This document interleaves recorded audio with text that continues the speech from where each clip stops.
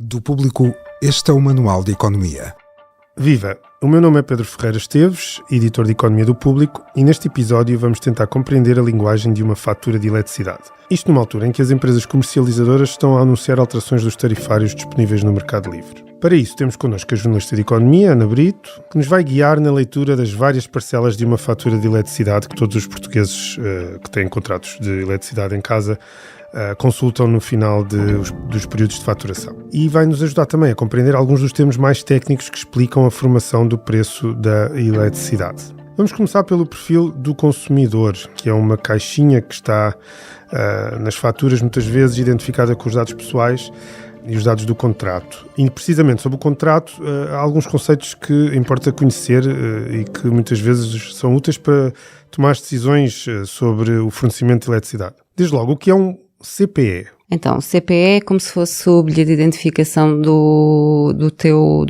tua instalação elétrica. Portanto, é o código do ponto de entrega, é o código que identifica a instalação elétrica a que corresponde cada contrato de fornecimento. E depois, esse CPE tem associado uma tarifa, que é uma tarifa que é escolhida pelo cliente no momento da contratação. Sim, a tarifa já é a opção do consumidor e normalmente os consumidores domésticos têm três opções. A tarifa simples, em que o preço da energia é sempre o mesmo, independentemente das horas e do dia da semana em que ocorre o consumo. As tarifas bi-horária ou tri-horária, em que o quilowatt-hora já tem 2 ou 3 preços conforme a hora e o dia. E depois é aqui nesta parte da tarifa que entram também os conceitos como as horas de vazio e fora de vazio, para identificar os períodos em que há maior ou menor procura de eletricidade. Portanto, nos períodos em que há maior procura, como o início da manhã, quando as pessoas estão em casa a preparar pequenos almoços, a preparar crianças para a escola, ou na hora de jantar em que estão em casa a tratar das refeições, o custo do quilowatt-hora é mais alto.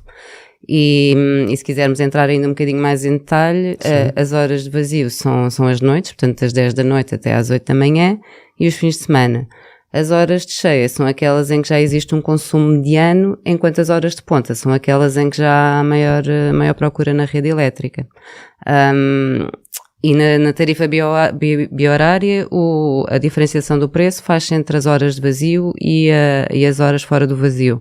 No caso da tarifa tri-horária, já temos aqui três variações de preço.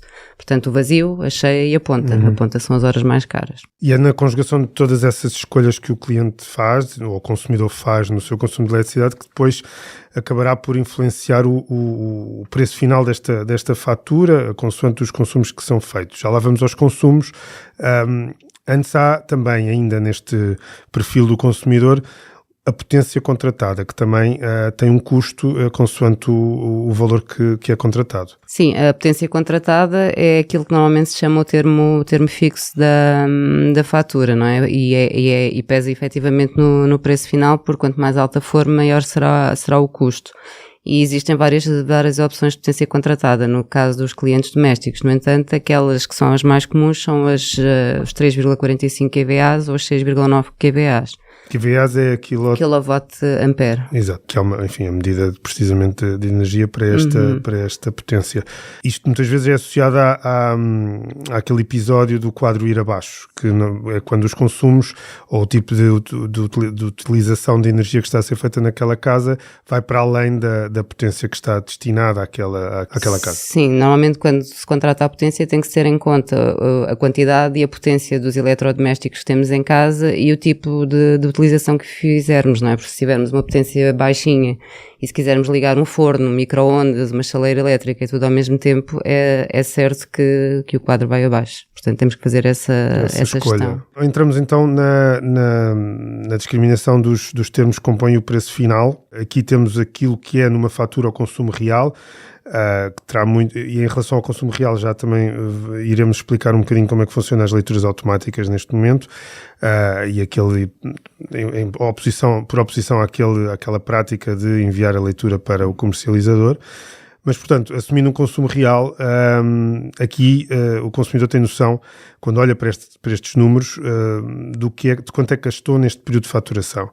E para isso tem não só quanto é que consumiu, que é a medida em quilowatts-hora, neste caso da leitura da fatura que estamos a fazer é 343 kWh, que depois multiplica pelo preço do kilowatt.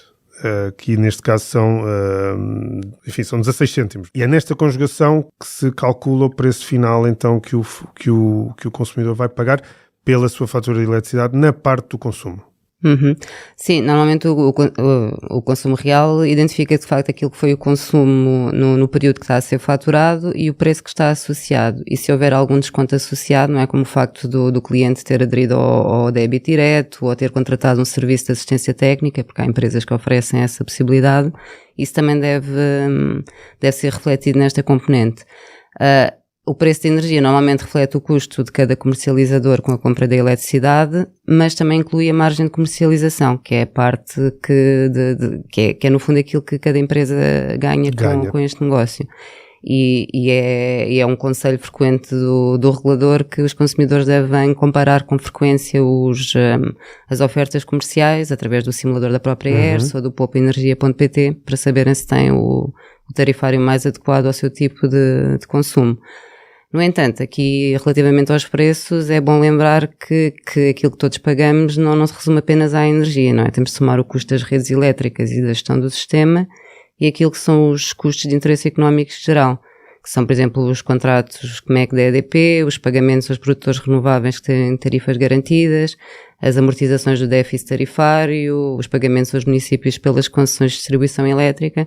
Portanto, é todo um conjunto de encargos extra que só no caso das faturas das tarifas de 2024 são 1.731 milhões de euros. E na fatura onde é que se consegue ver onde é que está esse custo? São os custos de interesse económico geral, mas não vêm discriminados assim desta maneira que eu referi. Se quisermos saber, temos que ir consultar os documentos de tarifas da ERS para saber exatamente o que é que lá está. Portanto, quando chegamos aqui também à questão voltando um bocadinho atrás, à questão do consumo propriamente dito, dos quilowatts que são consumidos, também na fatura aparecem dois preços, porque um aparece com IVA a 23% e outro com IVA a 6%. O que é que os distingue? Porque é que são pagos de maneira diferente? Porque é uma opção política, não? Os primeiros 100 kWh de consumo mensal ou 150 kWh de consumo mensal, quando falamos de famílias numerosas, que têm 5 ou mais pessoas, são taxados a 6%. E isto para potências contratadas até aos 6,9 kVA. Passado esse patamar, o resto do consumo elétrico já é taxado à taxa normal de 23%. Ainda sobre a pesar na fatura, estão aqui outra componente que vem discriminado nas tabelas da fatura, que são, por exemplo, as taxas e os impostos. Há várias, por exemplo, a taxa de exploração da DGEG, DGEG é a Direção-Geral de Energia e Geologia. Sim.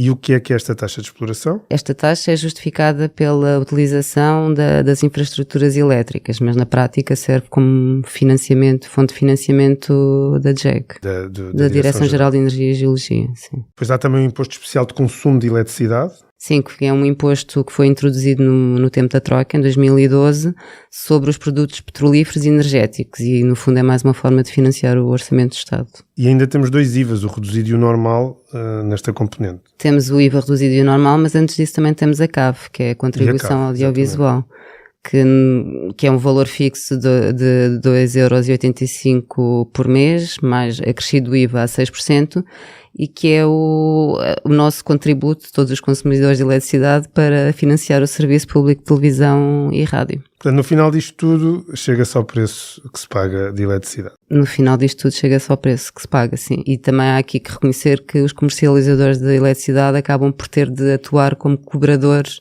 de impostos e taxas para o Estado nesta fatura. Para terminar, a questão prática das leituras, que é uma prática que ocupa muito o cotidiano das famílias portuguesas. Há já um grande desenvolvimento da leitura automática, dos contadores inteligentes. Há cada vez menos consumidores a ter que comunicar a leitura ao seu comercializador, ao distribuidor de energia, mas ainda há muitos que ainda têm de o fazer. No entanto, há casos quase híbridos, não é? Em que tem um contador inteligente, mas depois tem que comunicar na mesma. Sim, isto é em teoria, com os contadores inteligentes já se devia conseguir evitar as leituras por estimativa, para evitar as situações em que são depois necessários acertos, que podem ser bons para o lado do consumidor ou podem ser maus. Depois há sempre a questão de saber se os contadores já estão integrados numa rede inteligente ou não, e se de facto a fatura real funciona. Portanto, os consumidores têm sempre a opção de comunicar as leituras reais ao comercializador, tem a opção, tem os contactos, normalmente na fatura devem ter os contactos e as datas em que é aconselhado fazerem essa comunicação, e é uma forma de jogar pelo seguro. Sim, exatamente. Obrigado, Ana. Obrigada, eu.